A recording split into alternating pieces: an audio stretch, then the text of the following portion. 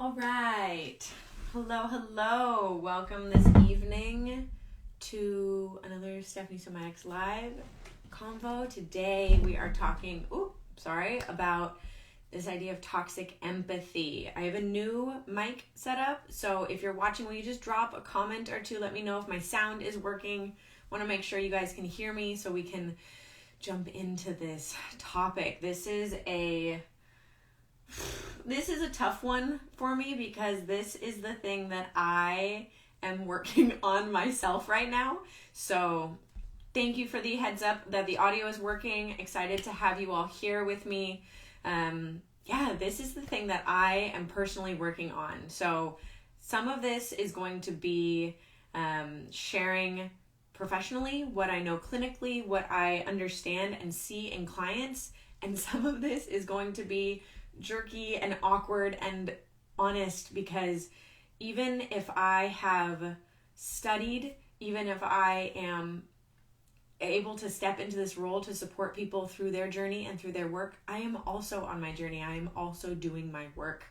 And I think it's really important that you get to see the people that guide you in their humanness, in their own experience of being guided as well. So with that, I want to jump into this topic. Today we are talking about toxic empathy. And as those of you who have seen my stories about this topic, I want to first dismantle this concept of empathy being toxic empathy. I think that this term toxic is potentially getting overused in the healing communities, healing modalities, because really what toxic is code for is underlying trauma, right? Even things like toxic positivity, people are overly positive and use positivity as a bypassing technique because they are trying to manage their own experiences. And that's the same thing with this concept about empathy.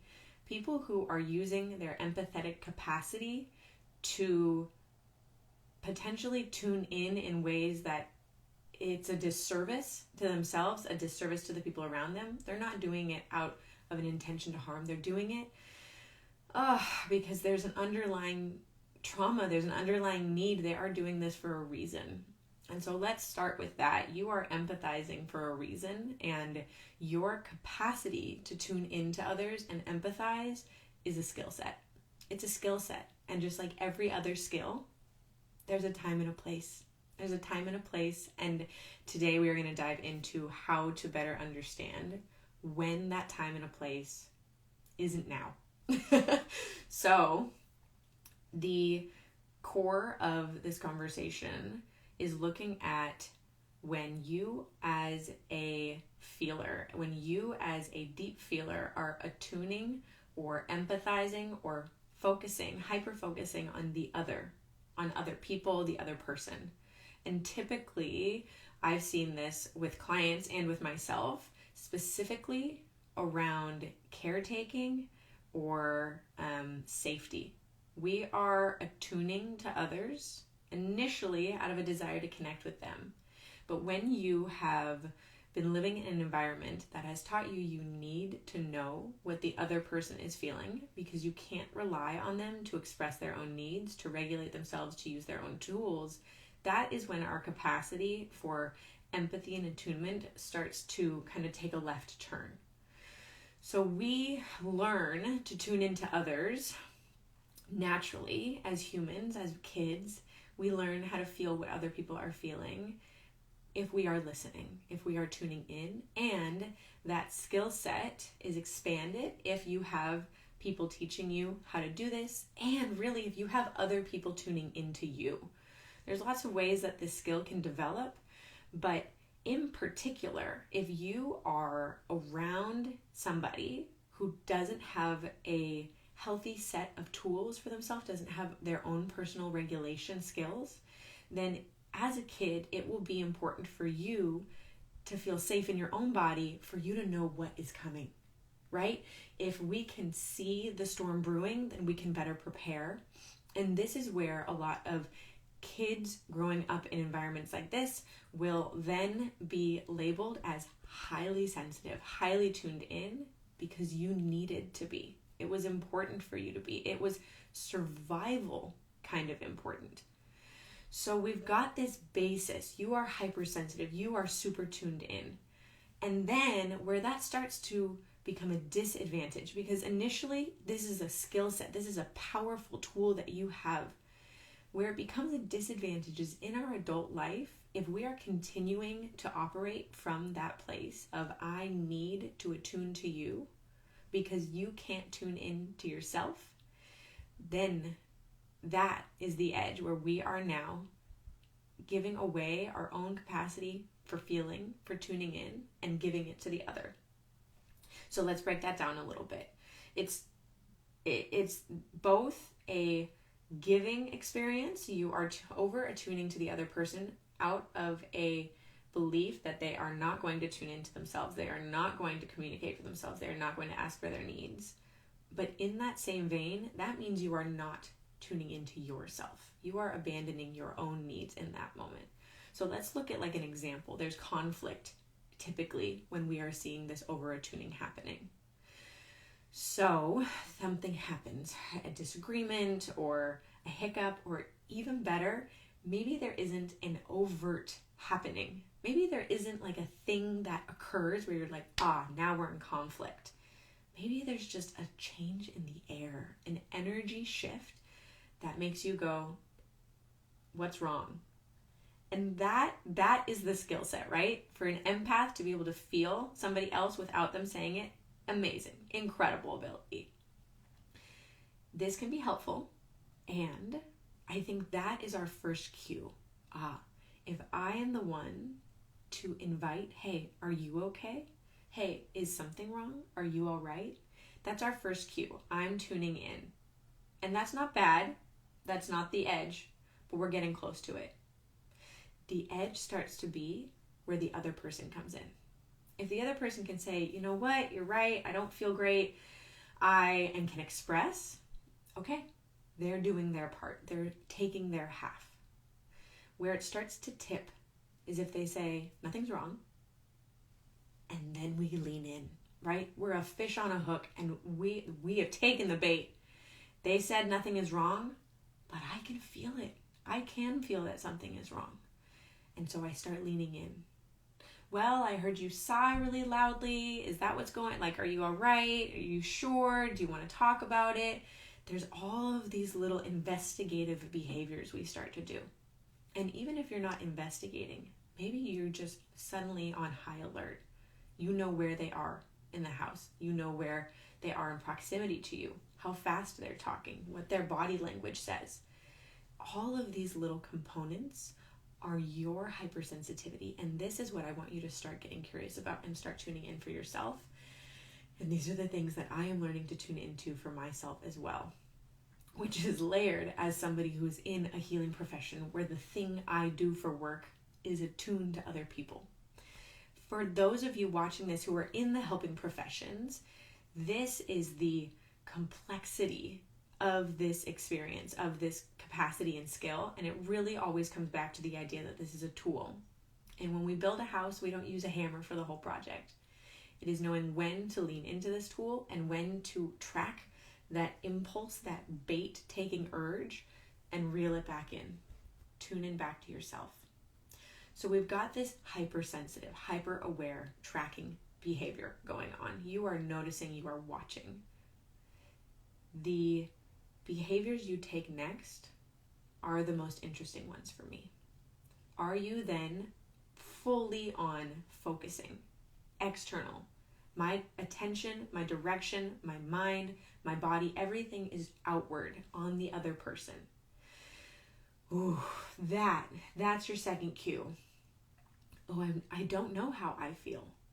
And maybe when I ask that, you go, well, yeah, I do. I feel uncomfortable, nervous, anxious. What's going to happen? I'm anticipating, I'm waiting, which all makes sense. It resonates. That is your cue to come back to you. And when I say come back to you, this can look like literally taking a break. Maybe it's going on a walk by yourself. Maybe you are at a place with this person where you have to stay. Maybe you're in the car together and you can feel them doing this energetic something or other, and you are just revved up. What we want to do is start to establish our introspective muscle and start to lean into that. Your introspective, interoceptive muscle is your ability to tune into you. So I want you to practice bringing your ability to empathetically tune into others to yourself. Almost like there's a third person in the car now. Person who's got a conflict or a feeling, you, and the part of you that's observing. And if we can start to observe ourselves and just note, oh, right now I feel tightness in my chest. My heart's in my throat. There's a tightening in my back. My shoulders are scrunched together. Noting all of these things is your first step is noticing, and then annotating and observing what you're noticing is step 2. From here, step 3 is to start to turn the corner towards yourself, empathizing, connecting. Oh, wow. Yeah, I see how hard it would be to just sit next to somebody who's got a big feeling. It's like a storm cloud I just have to lean into, and I don't like it. The empathizing, the understanding. And an easy question when you're tuning into yourself in this way is, tell me more about that. Help me understand better. What else is it like? What else can you tell me about that experience? And you're starting to talk to yourself the way you would talk to a friend, the way you would check in on somebody you loved who was telling you, yeah, I had a fight with my sister today and it was really tough. Tell me more about that. What happened? And in this, we start to see the difficulty that we have in coming back to ourselves when we're in proximity to somebody who is having a feeling. And these symptoms will feel similar or familiar to other experiences. I see a comment in here that says, isn't that just symptoms of anxiety? And anxiety and stress are these really big umbrella terms for experiences that we're having in our body. When you feel anxious, how do you know? And when you feel stressed, how do you know? And when you feel exhausted and tapped out and burnt out, how do you know? All of these experiences are in the same pool, but they have subtle differences. And so this particular experience where we are tuning into others because there's conflict, we're preparing to take care of ourselves by fixing, overexerting, giving ourselves away to the other person, that is more the dynamic, and the experience that you have is going to be unique to you. Feeling tight in the chest, tightness in the throat, these are more of the sensory ways that we notice our body responding to the experience. So if you are in that moment, you're noticing this experience, you're coming back towards yourself and doing this practice, the big question for me is, what happens when you do that? What is it like to lean into yourself while you are in proximity to somebody who's got a feeling going on? For me, the story that comes up is that if I am not helping, if I am not tuning in, if I am not checking on what they're experiencing, then that is rude of me. Then that means I'm ignoring them. But what this does is, think about one of those circle Venn diagrams where you've got two circles and they overlap in the middle. If you are doing all of this leaning, all of that asking, all of that checking in, there's no room for this other circle to come halfway. They don't actually need to. There's no need for them to get curious. You are getting curious for them. You're connecting the dots for them. You're noticing for them. This is really hard in relationship because you impact me. You impact me when we are in relationship because you are a human having a human experience next to me having a human experience. And so the challenge is in combating the initial impulse and then the story that comes up. Drop some of the stories that come up for you guys. What happens when you feel the urge to lean in because you notice somebody else having a feeling? What is the narrative that comes up? If I don't tune in to them, if I don't ask what's happening for them, if I leave it as it is, if I leave it be, what does that mean? And I think the other story that comes up for me is I am going to have to take the heat of whatever happens.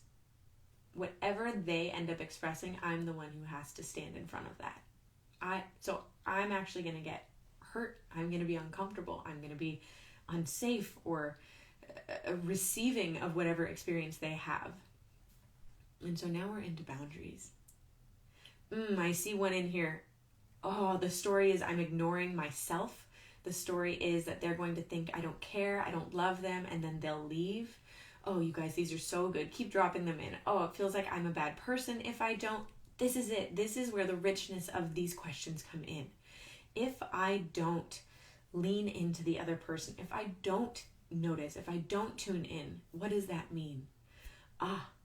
It means I'm going to be out of control. I have to do this to protect myself. These are so good, you guys.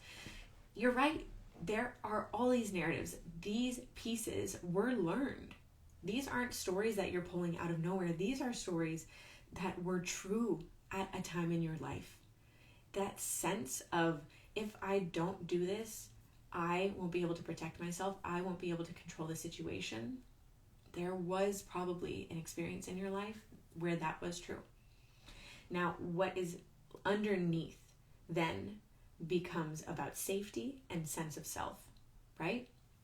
If I don't do this, if I don't take care of them, then I'm a bad person. If I don't do this, then I'm in danger. And we see that all of a sudden the stakes are raised. It's not just me in an argument with my friend in the car or them just having a feeling nearby. This is now on like a visceral survival level. I am a bad person if I don't do this, or something bad is going to happen to me. So we've got survival and like my core story of self, of my goodness, my innate worth is on the line. And this is where we want to do the work. This is where we want to lean into ourselves. So back to this example, right? I'm in the car. I notice my friend having a feeling. I could say, hey, I want to check in. Are you okay? Again, the check-in, up to you. If that feels okay for your nervous system, check in. Maybe they do need the invitation. It's what comes after the invitation. I'm fine. Oh, that tone of voice, the behavior, the posturing, the intensity, that tells me you're not fine. But that's the bait. I'm not going to take the bait. What I'm going to do instead, okay, you let me know if you'd like to talk. Let me know if there's anything you need. And then I'm going to come to myself. I'm going to lean into my own experience. Wow, in this moment, I feel XYZ things. There was an experience I had when before I went into mental health. I worked hotels for a long time, and I remember there was a girl that I worked with, a woman that I worked with, and I can't remember what had happened, but we were in the office and she started yelling. Full body, was just letting it out. And that's okay. You have permission to express. And in that moment, the sound, the intensity, everything in my nervous system was on alert. The whole rest of the day, standing next to this woman, everything in me was prickly. Just could not relax. Even when I got home, really hard to come back down from that. The intensity for me was too much in that moment. And what I did instead in that moment was, after she left the room, I went and checked in on her. I said, hey, are you okay? Do you want to talk about it more? Whoa, you're really upset. What do you need? I came towards her. I was activated, but in that moment, I leaned into her needs. She didn't say, hey, Steph, I'm having a really hard time with this. Can you come take a walk with me? She didn't say, hey, I just need to vent about this. She came in and she just went for it. The unpredictability and the needing to know if it was going to happen again was where I was operating from. I needed to track the other person to make sure I was going to be okay. Now, as a kid, you do need to do this. This is fair because you don't have the capacity to regulate your own nervous system when you're born. We need to rely on the adults around us to do that for us. Your system is still building. You don't know how to do that. And so being able to do this as an adult, being able to learn how to do this as an adult is really crucial for us. And so this behavior of leaning towards yourself, coming back home to you and asking, wow, what do you need? Expressing, here's what I see. Ooh. And then taking care of myself first is the practice for those of us who are always overextended, always leaning in and attuning. And if you have had these kinds of experiences, I want you to know it's not a bad thing. This is just a skill set. You're just learning how to be with this part of you. So there is an edge, like I said, where we abandon ourselves in favor of tracking the other person. And this is the adult version of over-attuning. This is the adult version. This is not as a kid. As a kid, we're abandoning ourselves, but we don't have the capacity to be with ourselves and set boundaries. Kids aren't born understanding boundaries. They have to be taught. So as an adult, boundaries, and I want to call it like healthy non-attachment, or like compassionate non-attachment, compassionate distance, is what we're actually trying to lean into for a practice like this. What we're trying to do instead is notice I am attuning to this other person who is doing whatever it is that they're doing. And what I need to do right now is actually ask myself, what am I feeling? And when you're asking yourself, what do you feel? You're offering that same kind of invitation that you would be offering to the others, to the other person, to the friend, to the partner, whoever it is. The intention is, tell me more about that. What can I better understand? And then hopefully what comes out of that is, what do you need now that you are having that feeling? Because that's what I would be asking that other person as well, right? Hey, you got in the car and I can tell there's something happening. Do you want to talk about it? If they did talk about it, where I would naturally lead to, because of my empathetic nature, is, wow, that sounds really hard. I'm tuning in, I'm validating, and then I would say, is there anything you need from me to make it a little bit better, to make it a little bit easier? And I want to offer that same intention to myself. What do you need to manage this moment? What do you need to navigate this experience? It is so much easier said than done. And when we look at it from the somatic perspective, we're really looking for the body cues that tell you this is what's happening. And so for those of you watching who are saying, yeah, I do this, but how do I stop doing it? How do I change this behavior in myself? I want to invite you to notice what happens in your body. Come back to the last time. What's the most recent memory that you have of doing this? Of noticing that somebody else was having a feeling, any kind of feeling, and immediately leaning in towards them. And then perhaps they don't take the invitation. They maybe attack you for leaning in. Maybe they say, I'm fine, it's not a big deal. Whatever the scenario is, what happens in your body then? And an easy question that I always like to use is this feeling familiar? And I both love and hate this question, because sometimes that can be so supportive and reassuring to be like, yeah, I have felt this before. This is familiar. I actually felt this a lot in my life. Because then you know, oh, there's a reason. There's a reason I feel this way when it happens now. It comes from somewhere. And it also can feel hard, because I think for myself, the feeling is, oh no, now I have to do work. Now I have to work on this thing. Now I need to reorganize and fix it or change it. And it is work. It is work in a way.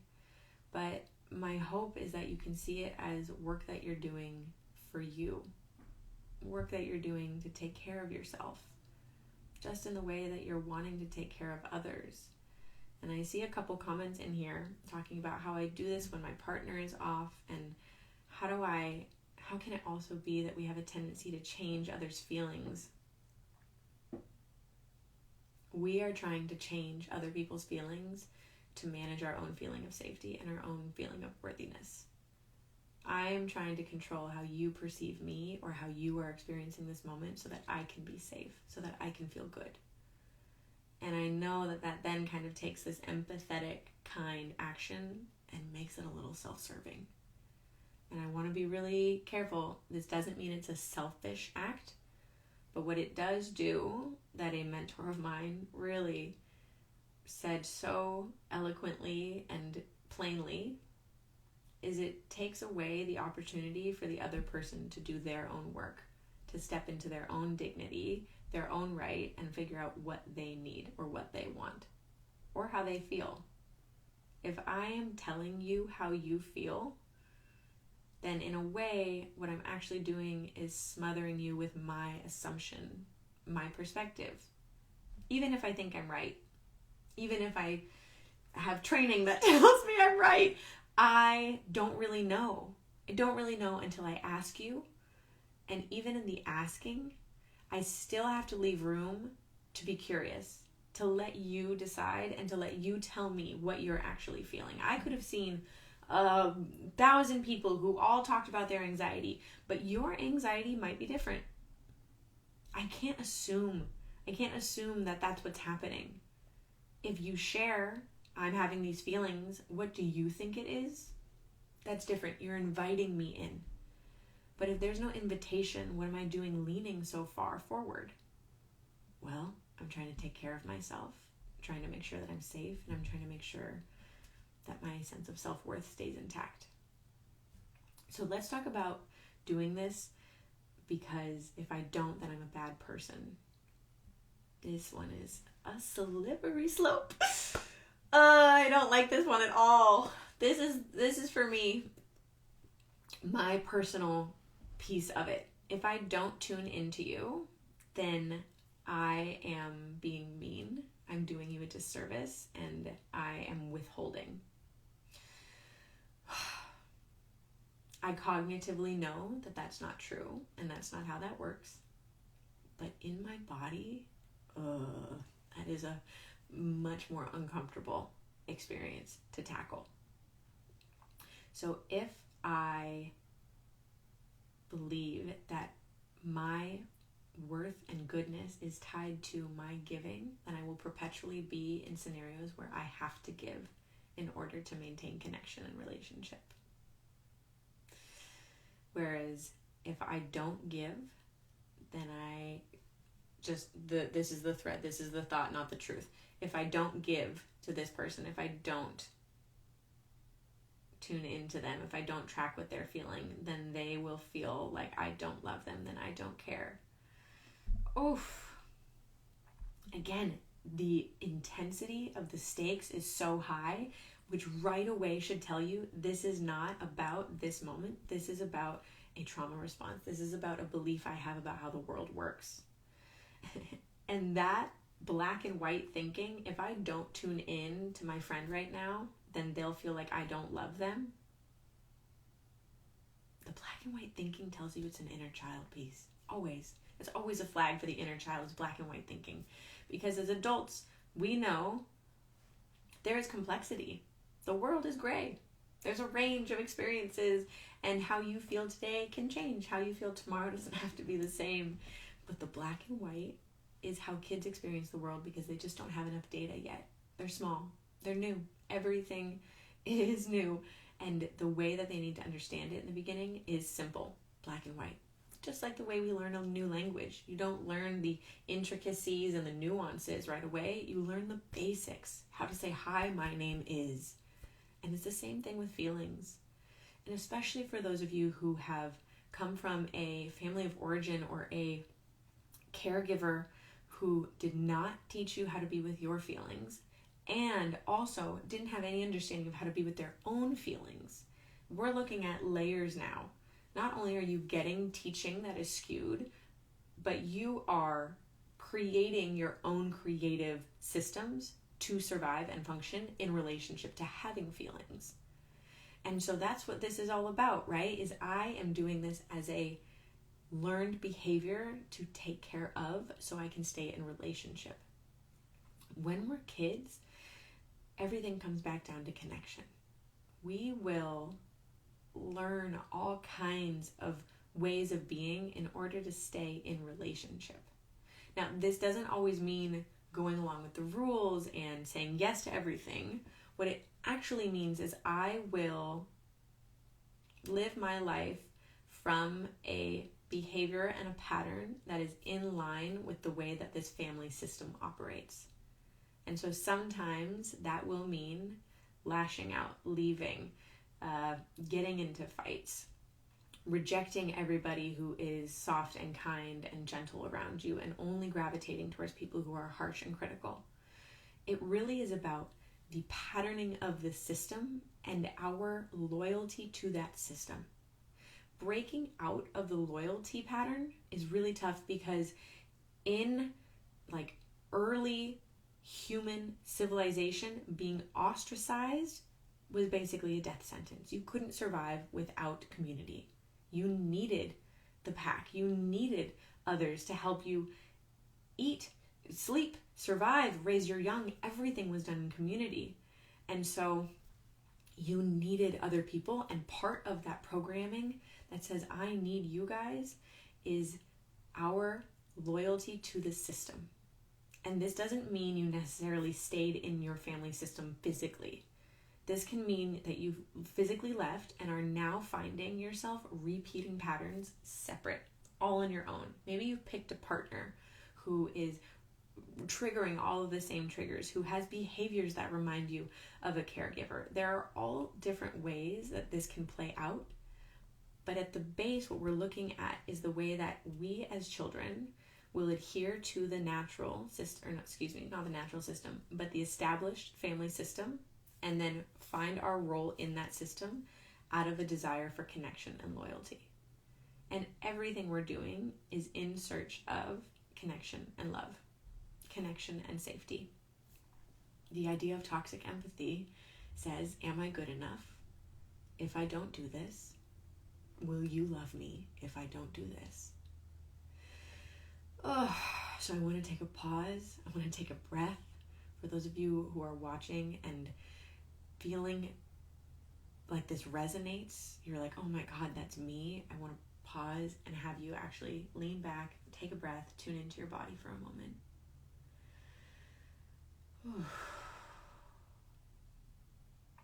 If we are to change a system, if we are to change a pattern, we have to give ourselves another option. What is the alternative? How else do I do this? Think of it like a house. If you're going to take a pillar of the home out, you have to put something else in its place. Otherwise, the whole thing will crumble down.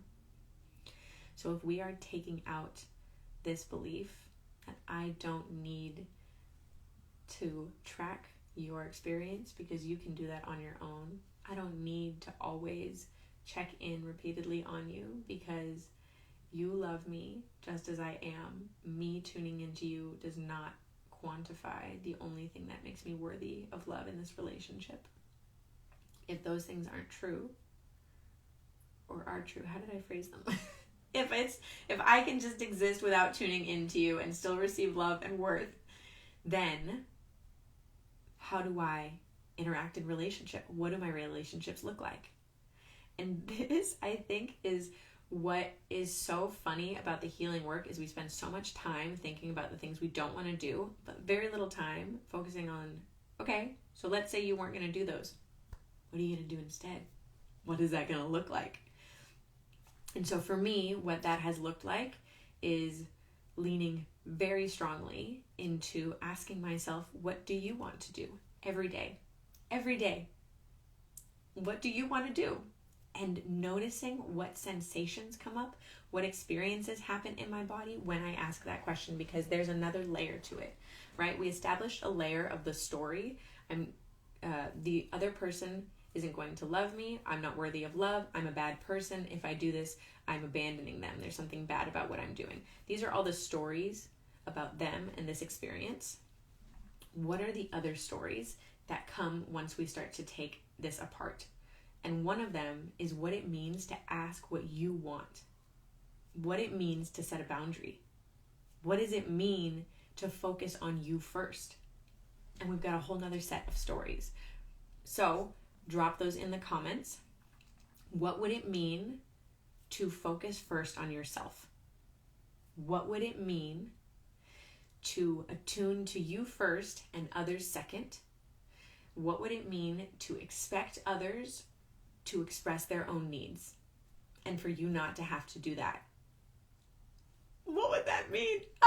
I can feel that last one in my body. That one feels uncomfortable. What would it be like for you to prioritize you first? And I think some of the stories for me, what does it mean to prioritize myself first? It's selfish and self-absorbed.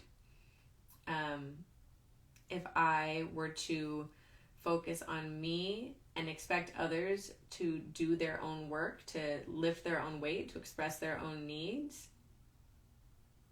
Ooh, wow, that one even draws a blank. This is part of the process, is realizing that maybe we don't have the answers yet, and that's okay. That's okay. But that we're asking them at all is a marker of progress. You know, the difference between leaning into this work and being overwhelmed by it, I think really is the edge between shame and curiosity. And I really do believe that curiosity is the opposite of shame. Shame shuts it down. It says this thing happened and it means that you're bad. Done. If this thing happened and I'm good, then I need more information. And curiosity opens the door. And so if I am tuning into other people, if I am only focusing on others, then what does that mean about me? What does that mean that I want in that experience? And if I don't have to focus on others, what would that be like? What would I experience? And this curiosity train of thought is where we really actually get to know ourselves better. And this is the point of the healing work, right? Is to deepen into your own experience, your own understanding of self, so that you can then be in relationship better with you, with others, with your kids, with your family members, with your friends, whoever it is. By leaving room for other people to step into their own work, you give them the space to find themselves, just as you and I are finding ourselves through this conversation. While there can be connection in vulnerability, and we know, Brene taught us that vulnerability creates connection, if I'm not leaving space for you to discover your own vulnerability, and I am just repeatedly coming in saying, do you feel vulnerable? Do you feel this? Do you feel that? Do you feel this? Do you feel that? I think we start to lose the interlapping circles, right? It's no longer where we meet in the middle. It's me overlapping onto you. And we can do this in a way where it starts to feel intense. I think I've experienced over attunement from others as well, and I start to feel suffocated. I'm like, oh my God, stop asking how I'm doing. Stop asking if I'm okay. If I want to tell you, I'll tell you. If I want to share that, I will share that. And we can see different attachment styles start to come in this way as well. If I am constantly worried, leaning in, that movement, the frequency of that feels anxious. We could make a leap and say anxious attachment probably does that more frequently. Avoidant attachment, why are you asking so much? Stop asking questions. Don't come towards me. We've got avoidant. And disorganized leans a little in and a little out, a little in, a little out. Close is too close, but far is too far. And so you've got this sense of jerkiness in the relationship. And anxious always is leaning forward. Avoidant always is leaning back. And it's not to say that you can only be one or the other, but actually I find that in different relationships, I will present as different attachment styles. Your base attachment comes back to you and you. And that's what this conversation is really about. How do you empathetically attune to you? How can you step into your relationship with yourself to say, what do you want? What do you need? How do you feel right now? Because what would it be like in that scenario of being in the car with the friend who's got a feeling, say like, hey, are you okay over there? And to have them lean towards you actually and say, yeah, I'm having a feeling. Are you okay? I know sometimes when I am having an experience, I bring in a lot of energy with me. Do you need anything? I'm not ready to talk about it right now, but do you need anything to be okay on this car ride? What an experience. What a response. That would be wild. That would be amazing. But that is what we are doing for them. Why would we not expect that in turn? Why would we not expect that reciprocity? And this is the final piece that I'm really excited to talk about, guys, is reciprocity. If we are constantly in relationships where we are the giver, where is the reciprocity? You are not meant to only be unidirectional. You are in and out, baby. You are both. You get to be both, because receiving is just as important as giving, and giving is just as important as receiving. There is power in both. There is enlightenment in both. There is richness in both. But if you are not leaving room on the table to receive, then when will you receive? How will that happen? And yeah, I think we can get to that. I think it is work and it is practice, but it is also about choosing people in our lives who have the desire and the capacity to grow with us. This is the edge for me in friendships and relationships and me and all my personalities. I want to choose people in my life who are willing to take accountability, own their own stuff, and meet me halfway. I think for a long time, I either was totally out or I was fully in, and there was no in between. And that sucks. That sucks because it's just not an authentic way of being with ourselves that is sustainable. We are doing this healing work so that we can thrive for the rest of our lives, not survive. But if we are constantly in a place of giving, then we are giving from an empty cup. And if we want that cup to be filled, aren't we the ones who should be serving us tea first? If I am perpetually waiting for others to pour into my cup, but I am constantly pouring out of mine, it's never down long enough for them to fill it. And I hope that this can be an invitation, that this can be permission. You don't have to only be a giver. You can be. And I think that is one of the things that I find the most joy in this life, is getting to give to the people that I love.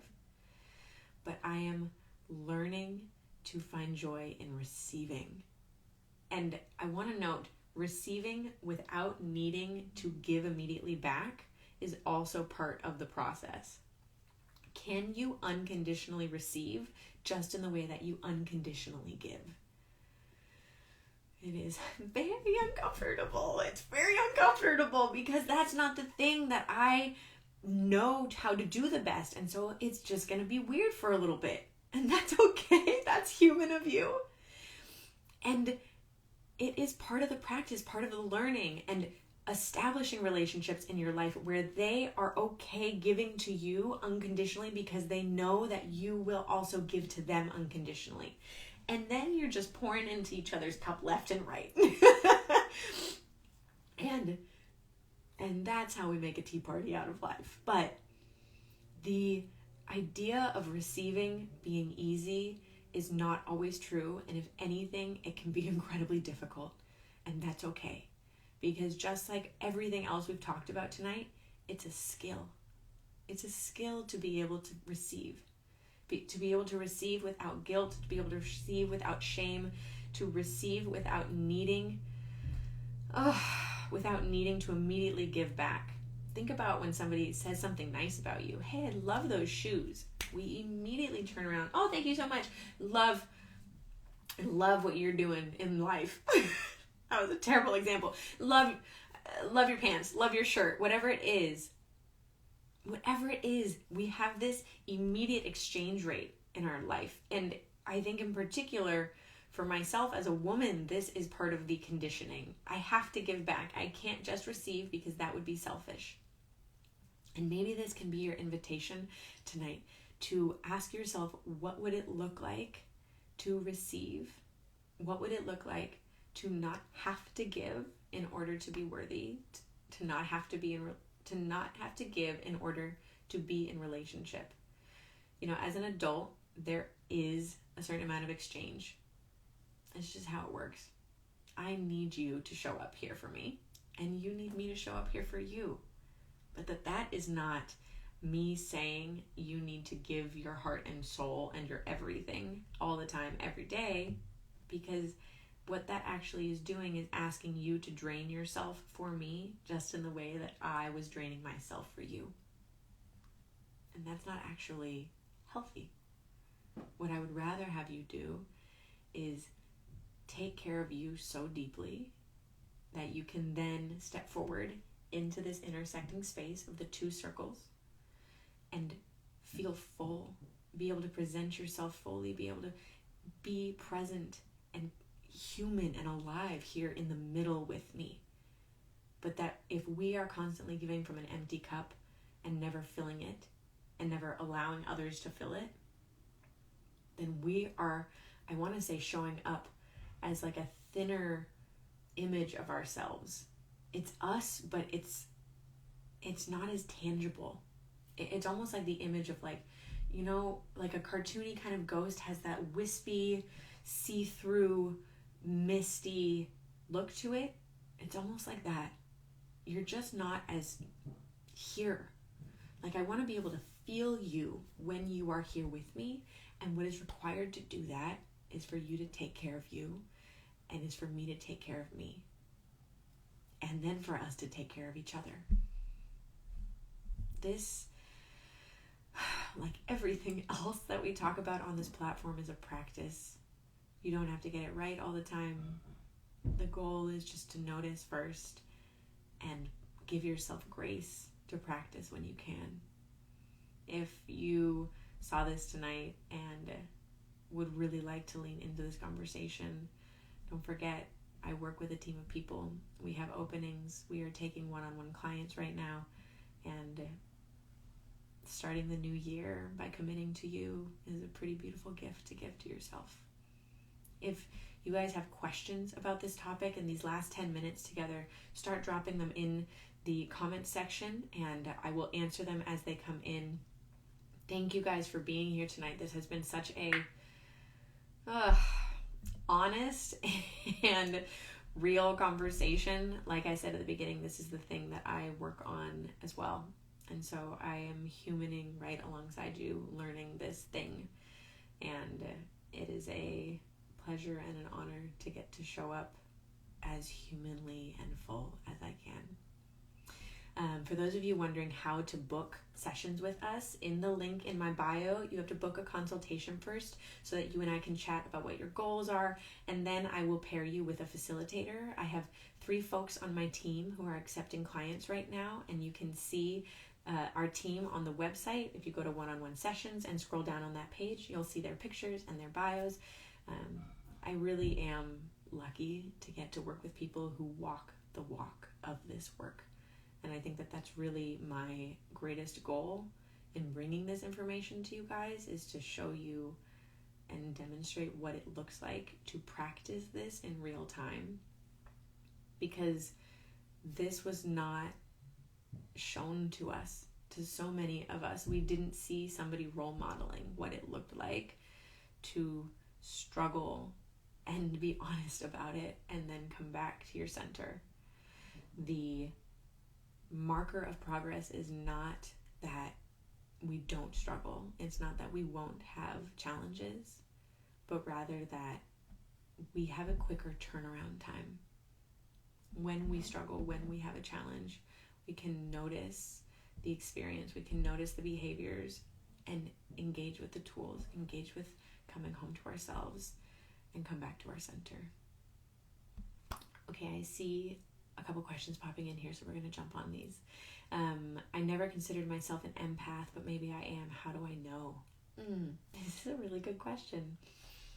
I mark an empath, and there's a lot of different definitions. Take this for whatever it resonates, and if it doesn't, that's okay.